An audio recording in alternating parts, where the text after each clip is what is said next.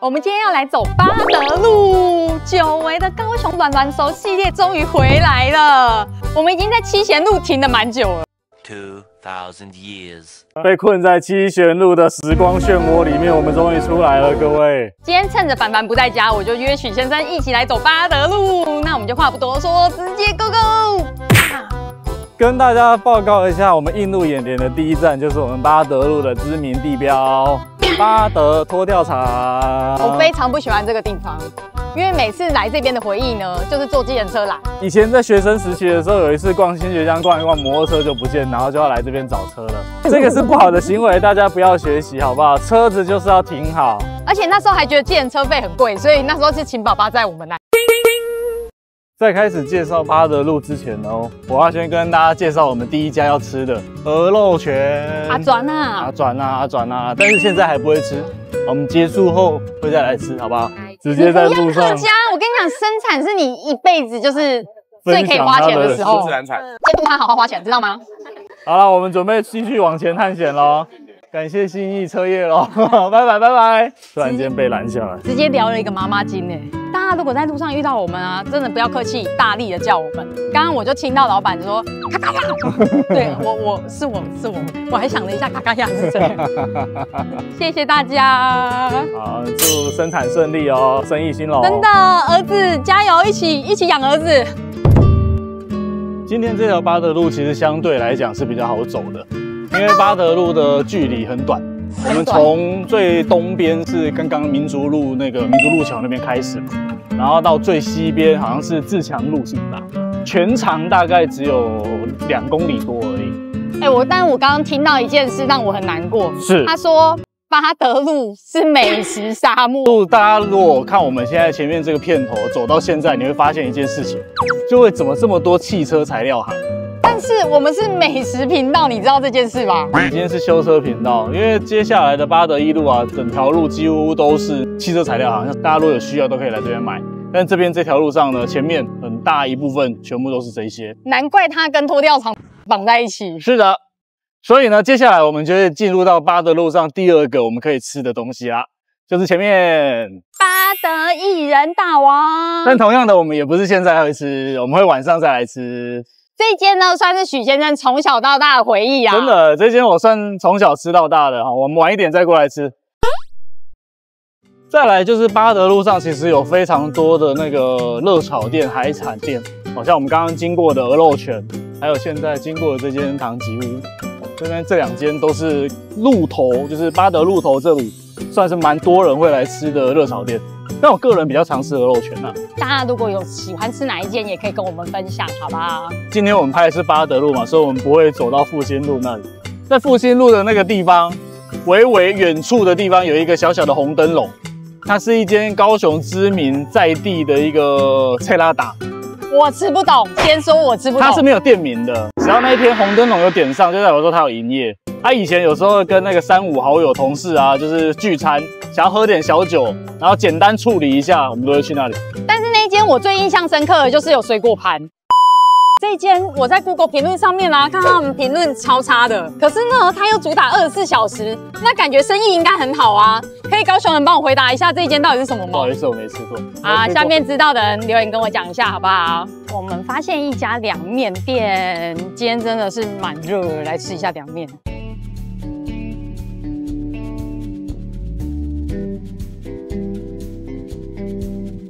你們這邊比較招牌的是什麼？雞絲榨菜。我們今天點的是它的榨菜口味的涼麵，他們家呢有雞絲炸醬，然後榨菜椒麻。我們今天這個口味呢算是有點混合，因為我們今天點的本來是榨菜，然後姐姐說我們敢吃辣的話，她幫我們加一點椒麻，然後現在呢，怎麼越加越多？這個是炸醬嗎？對。炸醬就是有肉末跟豆乾的。我們現在這個已經是大拼盤系列了，超級圓滿的，對，超級大碗哎！我剛本來想說這個涼麵開胃，結果我覺得我好像可以回家了。這間呢是位在八德路上轉角的一個小巷弄裡面，你如果不仔細看啊，其實你不會發現這裡有涼麵店。以分量來說真的是蠻多，麵量多，裡面呢還會放上小黃瓜、紅蘿蔔，還有剛剛的豆芽菜，雞絲也給的很多。老闆娘說他們的麵有分細麵跟粗麵，有一些人來呢，他會指定要2種麵，就是細麵跟粗麵各一半。它的粗麵是這種扁平的長麵，那我們比較常看到的是這種細麵。他們家的麵條非常的 Q， 冰冰涼涼的吃，好好吃哦。你們看到影片的時候，有時候來找這間店可能找不到，因為老闆娘說她主業是做頭髮的，就是後面幾家那個美髮店。但如果他有預約客人的時候，這裡就沒開哦，有虧哦。所以那個號稱叫幽靈涼麵啊，不一定找得到。好，我們把地址附給大家，大家有機會可以來試看看。我覺得真的蠻好吃的，很好吃，分量超多。來了一個非常隱藏版的土嫂味面線羹。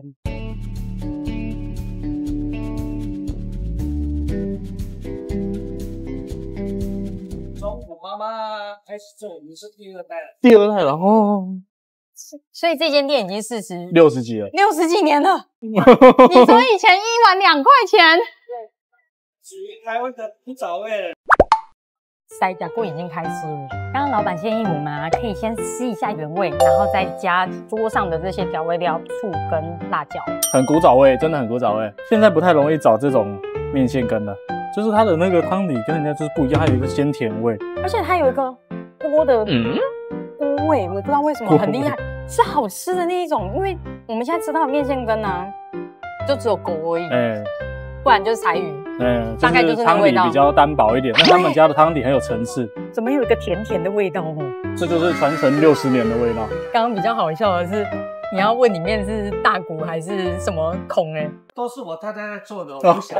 你問那個商業機密是商業機密，因為我想說，哇，那個湯底的味道跟人家不一樣我們剛剛加一點醋之後啊，我覺得很搭非常搭，因為它本身湯底就已經是那種鮮甜味，再加上醋會引出它那個更濃郁的湯底味道。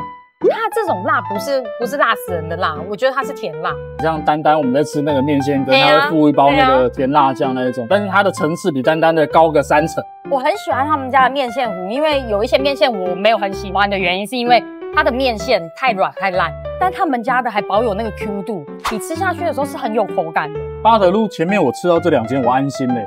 我本來來拍這一集的時候，我有點擔心，就是覺得這邊會是美食沙漠。我覺得2間都很強。看到這種店就是只賣一樣東西，然後又開這麼久，我就覺得一定要來。肉羹不是肉羹，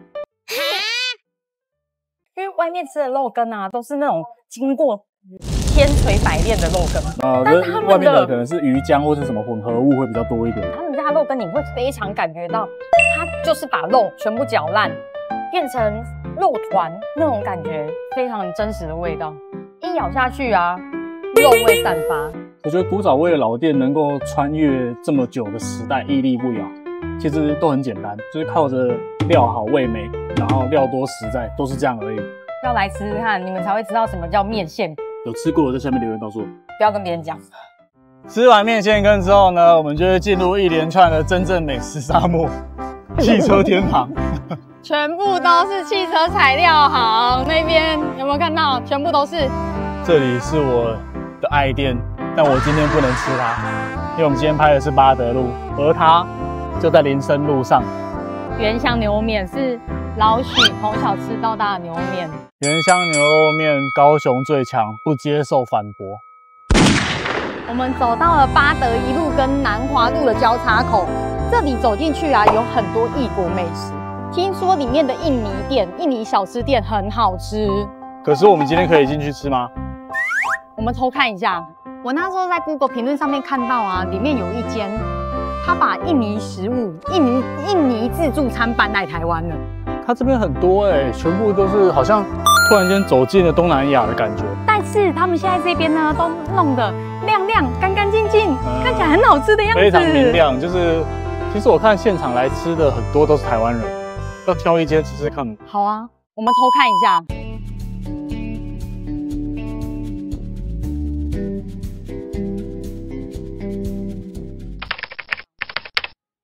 应该是說火車站。哦，因為靠近火車站。他們通勤是用火車。哦。對，可以在台灣沒有辦法騎摩托車。啊，因為他們沒有駕照。對，不然的話他們的通勤就是腳踏車、Uber、U-Bike 跟火車。對，然後他們工作完就來這邊用餐，這樣。這真是我第一次挑戰印尼小吃店呢，以前經過都不敢踏進來，或者是不知道他們怎麼點餐，所以就有點尷尬。在台灣語言都很通啊，很通啊。先小聲的說一下，我們今天點的這樣子啊，加上一杯飲料是220塊。220塊的。我有聽說，因為他們的香料啊、原料基本上都是從印尼那邊過來的，所以必須要海運、空運過來的話，你就會覺得它的價位本來就會比較高一點點啦，這是可以理解的。我們真的很少有機會吃看印尼的料理啊，今天也算是帶大家來開箱一下。剛剛在櫃檯的時候，我就問了老闆，他們家絕對要吃的某幾樣菜到底是什麼？巴東牛肉，還有他們的炸雞。他們的炸雞呢，因為它的炸粉是印尼那邊的粉，所以它吃起來就會跟我們台灣的炸雞是完全不一樣。跟沙爹雞，最後就是這個天貝。天貝呢，你一定會問我說它是什麼？它就是一個黃豆製成的東西，有發酵後的黃豆。我 Google 他說天貝有素食者的牛排之稱，所以它富含非常豐富的蛋白質。它做出來的圓形的樣子，它是白色的東西。它跟肉完全沒有關係耶，它就像紫米煮的比較乾的紫米，再把它放下去炸，類似比較難咬的鳳梨湯那種感覺。它旁邊呢還會加上花生下去拌炒，調味很重口味，非常適合配飯。其實我覺得蠻有趣的。不能說，但你可能會覺得很好吃，不過味道真的是我第一次吃到的。來他們家，如果你點的菜比較多啊，你飯可以裝多一點點，因為它的味道都是真的比較重口味。如果你們來吃啊，擔心價格超出你的預算的話，其實你也可以事先問老闆。他們家的這種自助餐啊，你有加像我們這樣肉類的話，要超過200塊是很輕鬆的事情，因為肉相對的單價就是比較高一點。它這個肉算是炭烤的，我吃得到炭香味。裡面的肉比較結實一點，我覺得它這個肉比較像雞胸肉。調味真的都很異國美食的那種調味。雞肉串我比較沒那麼喜歡，我要來吃看這個巴東牛肉，感覺就是他們一個很在地必吃的東西，很像我們的燉牛肉。它是椰奶，我聽人家說巴東牛肉非常的辣，非常的辣。但老闆剛刚就跟我說，他們家的菜呢，基本上都調整成台灣口味，桌上就有一些印尼的調味料，所以其實它這個味道，我覺得其實是台灣人已經蠻接受。你說香料味很重，我覺得反而沒有到那麼重。因為我們去過東南亞，吃過像他們那個類似打拋，或者是他們那個叫什麼？哦，他們那個才真的重哎，辣死你媽！那個真的才超重，這個我覺得還可以接受。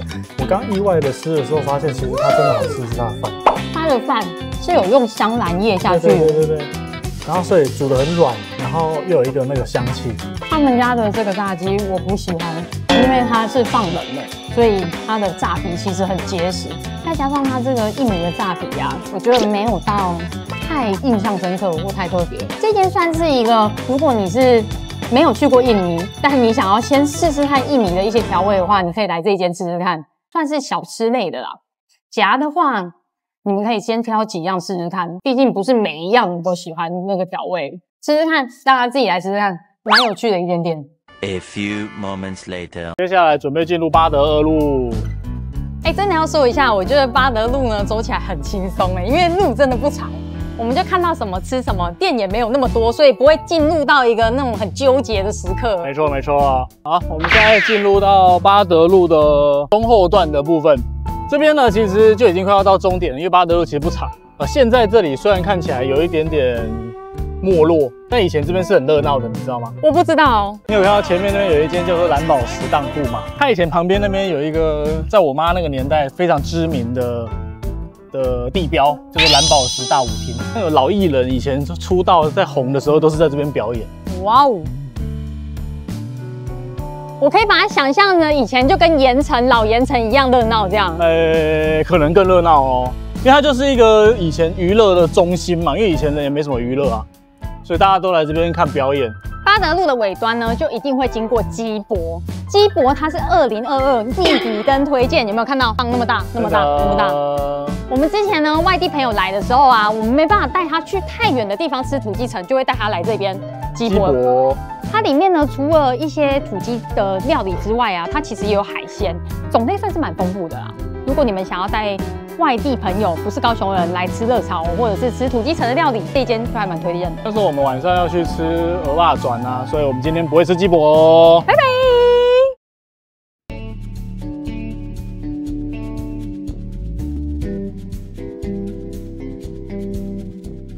我們的菜都上桌了，一樣菜都是許先生來這間必吃的。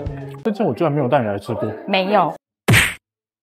剛剛呢，許先生點了一個炒飯，他說他們家的炒飯非常有鍋氣。另外一個，這個是他們招牌的鹽酥腰舌頭。什麼是鴨，不是鵝啊？鹽酥腰舌頭。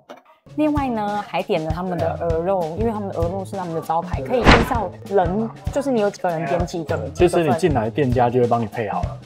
因為他們看你幾個人，然後就會直接幫你切小份或大份。其實這個分量2個人吃還蠻多的。蠻多啊！我們今天點這樣菜，我們上次4個人啊，我也只多點1樣而已。除了這3樣之外啊，我們還點了這個花椰菜乾。花椰菜乾炒五花肉，因為這個啊是我之前在澎湖吃到，我覺得花椰菜乾真的很好吃，所以我就硬要他點。但我們有時候還會再點那個炒海瓜子，或者是那個蚵仔酥。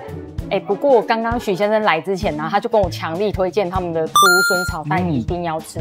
這道很好吃，這道是他們家招牌。剛剛我們點完菜之後啊，到上桌大概10分鐘不到吧。阿姨還跟我說她要慢慢上，沒有，超快就是搞定了。因為這一間鵝肉泉啊，它其實平常假日的時候人超多，但是呢，我們今天是平日來，所以我們今天你有看到後面就人比較少一點。其實它不是人超多，它是內用位置很少。一走進來啊，我覺得很像來凡德，因為它的桌子都是這種。它的這些菜都超適合下酒，尤其是這個鴨舌頭。就是每次基本上到後面大家都在吃這一道而已，就是配酒啊，連吃這樣呢。他們家的鵝肉很特別，我覺得他們家鵝肉跟別人比可能沒有說特別到哪裡去，但是那個醬真的很好吃，很酷耶！我在別的地方吃從來沒有附過9層塔這個東西，好吃哦，好好吃哦。它鵝肉是我沒有想象過的味道哎，是因為這個高湯，對，帶有鹹香跟9層塔的清香。鵝本身油花比較多，你加9層塔之後，會把它帶一個肉的鮮味出來。不好意思，那個蘸醬借我一下。這個花椰菜乾，它是一種酸酸甜甜的調味，我覺得很特別。你們如果沒有吃過花椰菜乾的，肯定要試試看。花椰菜乾炒肉，因為它炒五花肉之後啊，它會變得很油香。它這個是他們招牌，竹筍炒蛋很好吃哎！我跟你講，竹筍炒蛋你要炒得好吃要有功力。第一個就是竹筍很容易苦，對，但他們家沒有，他們家炒出來完全不會苦。他把蛋的那個香氣微微的，它看起來蛋量沒有很多，但你一口吃下去的話，你會吃到滿滿的那個蛋香氣。我還很喜歡它的竹筍，它的竹筍啊炒得剛剛好，還脆脆的，對，但是不會生，不會硬，不會苦，是甘甜的。這一道火候一定要控制好。炒飯也很不錯，他們家炒飯是那種就是你可以沒事過來外帶一個當晚餐的那種。我剛剛看啊，它是屬於那種鍋氣很足的炒飯。他們家炒工很好，料到很乾，料得乾乾的。但是剛剛許先生有講到一個重點，他們家的蝦仁，你說蝦仁怎麼樣？他的蝦仁都不剝殼，很壞。他要告訴你，他不是發泡蝦仁啊，他是真的剝殼的。對啊，這樣。炒飯要點，炒飯絕對要點。我跟許先生啊，但是有時候晚餐不知道吃什麼的時候，我們就會點個炒飯什麼之類的。但他們的炒飯絕對不是你一般在外面吃的炒飯，鍋香氣足之外啊，不會油。因為之前我們吃過很多家鍋香氣足的話，很容易油膩。但他們的乾乾爽爽的，非常好吃，調味也很剛好。所以其實這間啊，你不要看它是海產店，你就不敢走進來，它2個人也可以進來吃。我們剛剛進來的時候，其實看到有一桌就是2個人小女生自己進來吃。它這一間真的很適合你今天想要吃個熱炒菜啊，你其實不用擔心，完全不用擔心，它會依照你的人的人數幫你調配那個數量。但當然就是這間最適合就是聚餐啊。它其實門口還有很多就是海鮮，新鮮海鮮就鮮魚啊、蝦啊、螃蟹啊，它還有處女鱈。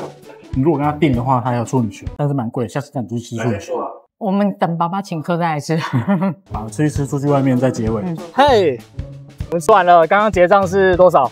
先等等，你剛剛背景一個拖吊車把車拖走了，這是我們八德路的名產，好不好？我已經被這個八德拖吊場賺走不知道多少錢了。No。我們剛剛吃了多少錢啊？1320。以價位來說，我覺得好像是正常範圍。正常範圍啦，因為在海產攤來講的話，它本來就不會是太便宜的。然後我們今天其實吃蠻多道菜，我們2個人吃了5樣菜，其實算蠻多的。它的東西好吃啊，所以推薦大家，如果有什麼聚餐啊，我覺得他們家算是一個蠻高雄在地行啊來才知道的那個熱炒店。但建議假日一定要預約。之後希望可以拍一個熱炒店系列，我可以帶大家去吃各種好吃的熱炒店。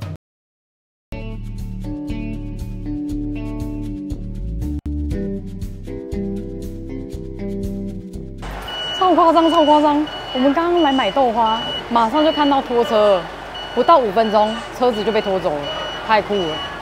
我們要來吃豆花，這間叫巴德薏仁大王。這間的年紀應該比我還大，是許先生小時候的回憶，因為他以前小時候保姆就住這附近，所以他媽媽來接他回家的時候，就很常買這間豆花給他吃。這間應該有在八德路走跳的同學都應該認識他，可是我必須老實講，我覺得跟以前比起來的話，剩下的是回憶比較多。大概最常吃的就是花生豆花或者是紅豆豆花。它的豆花算是蠻綿密的那種，很腐式的、很 old school 的豆花。可是啊，有幾次我們吃了花生豆花，它的花生可能因為老闆可能年紀也大了，他現在是有點像是在做身體健康的，所以那次吃到的花生就冰得比較久一點點。我不曉得是不是那一次的原因，不過有幾次吃我們都還蠻喜歡的啊。老字號啊，就是晚上吃完鵝肉拳之後，可以來這邊吃個涼加涼呀。消暑店。我們此時此刻又要來撻伐許先生一件事，他吃豆花永遠都是這樣子，嚼到爛爛碎碎的，很可怕你，這是毀滅食物你。弘毅布丁，你是嚼還是不嚼？嚼得爛爛的。以上就是我們今天八德路的一日美食之旅。八德路呢，算是我們軟軟手系列裡面相對比較好走的。对，因為它的距離其實沒有很長，然後美食的密度呢也沒有很密集。不過我們今天吃的這幾家店，我都還蠻喜歡的耶。對啊，我覺得意外的找到蠻多我之前也完全沒吃過的店家，像那個涼麵跟米刷狗，就是我覺得蠻好吃的。如果有什麼是我們在這條路上沒有吃到的，你想推薦給我們的，記得留言告訴我。那我們接下來就繼續往九如十全走下去咯。好，大家以後來八德路上不要亂停車哦，小心被拖掉哦。那我們今天影片就到這裡哦。如果喜歡我們的影片，請記得幫我按讚、訂閱、加分享。我們下次見嘍，拜拜，拜拜。